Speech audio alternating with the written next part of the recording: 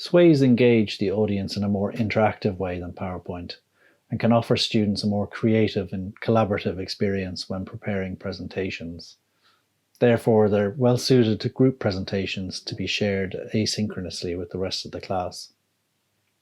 In this video, I'm going to walk through how students might create a sway for a group presentation. I'll look at how a sway can be shared and collated together with other group sways to create a class resource.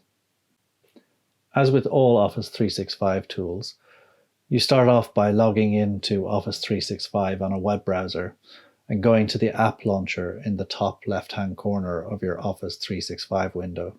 Here I'm already signed into Outlook, but the app launcher is in the same place across all Office 365 apps. From the list of apps, choose Sway, which brings up a list of the most recent sways I've used. I could choose from a number of templates to create my sway, but I'm going to click New Blank Sway to create mine. This will open my sway in a new tab in my web browser. The two most important things to note here are the Storyline and Design tabs in the top left.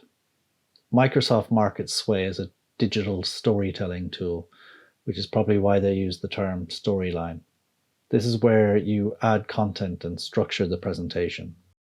If we imagine a student group are preparing a presentation on behavioral insights, they would probably start by titling it as such. They might also want to add a background image, the effect of which you'll see when I click on the Design tab in a bit. To add an image, you can either drag an image in from your computer, or, as I'm going to do, use the Bing search engine to find one. If you want to stay on the right side of copyright issues, you can tick the Creative Commons Only box, so you're only shown results that are labeled as such. So once you've added your image, you can click on the Design tab to get an idea of what the presentation looks like so far. There's a lot you can do to play around with the look of the presentation, but we'll look at that later. To continue building the presentation, we'll click on the Storyline tab again. So every time we want to add some content, we just click on these little plus icons, and here we're going to choose a heading. You can see there's lots of different types of content. We're going to choose heading, and this will just be a heading where we're just going to title a section, the next section of our presentation. The section I'm going to add here is just demonstrating how you can add text to your presentation. So we'll press the plus icon, and this time we'll select a text card. And inside the text card we can place some text, and if we like we can make that into bullet points, and we can also add emphasis, which is essentially emboldening it, or we can use this accent, which to me just looks like italicizing. We could continue adding text by adding another text card. This time I'm just going to put in more of a paragraph. Again, you can use the emphasis or the accent tool to make parts of the paragraph pop out.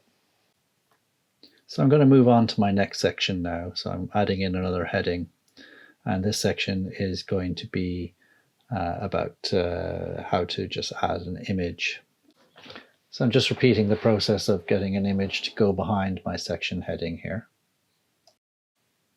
So next I'm going to add a new card, and this time I'm going to choose image. And I've actually got an image on my desktop, which I'm just going to drag into the image box here. And to check how that would appear in the actual presentation, you can always just click on the Design tab at the top. But I'm going to carry on building my presentation before I go check on those individual elements. I'm just going to pause here to show how this sway could be shared with other members of the group who might be responsible for putting together the next few sections. Simply click on the Share button on the top right of the screen, and you then have the option of who to share it with. I'm choosing only to share it with people in my organization. You can also choose whether the recipients can edit it or just view it. For other group members to collaborate, we need to choose Edit here. If I were to choose View only, this would give me the option to embed the sway somewhere, for example, on my Moodle course. Once you're happy with your settings, you just need to copy the link and then send that to the other group members by email or some other means. So, confident that the other group members have access to the sway, I can now go back to adding some content to it. So in the next section, I'm going to look at how you would add a link and also include an audio recording. Before doing that, I'm just going to quickly add an image to my section heading. You can embed a link into any piece of text. I'm going to copy the link to the web page for this exciting LSE event. And then all I have to do is select my text and click on link before pasting in the link. To add a piece of audio, I'm going to add a new card, and this time select Media and then Audio. Now I have the option to either record some audio or to upload an audio file from my computer by dragging it to the box on the left. I'm going to record audio, which gives me a countdown to when I should speak. And when I'm finished, I press stop and then add to sway. It may take some time to process. Although it's not currently possible to have your audio play over an image or some text, inserting audio can be a useful way to break up a presentation and help to engage the audience. You also have the option to add a caption to your piece of audio, which you do by just typing in the text area here. Students might also find it useful to embed some video clips within their presentation. So the last section I'll add here will just run through how to do that. To embed some video, I just need to add a new media card, and this time select Embed. I could click on Video to upload a video clip from my computer, but right now I just want to embed a YouTube clip.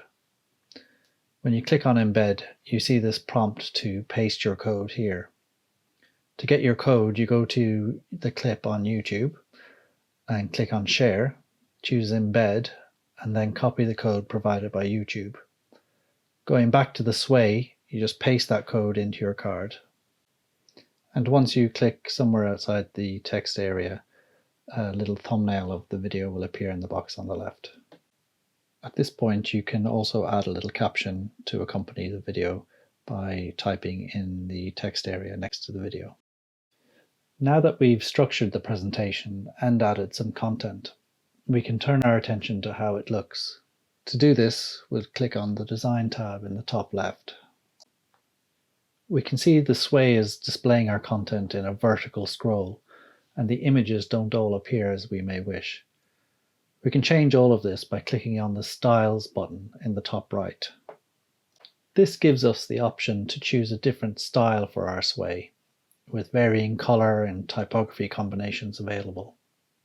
We can choose whether we want the default display of the presentation to be a vertical or horizontal scroll, or a more traditional slide deck.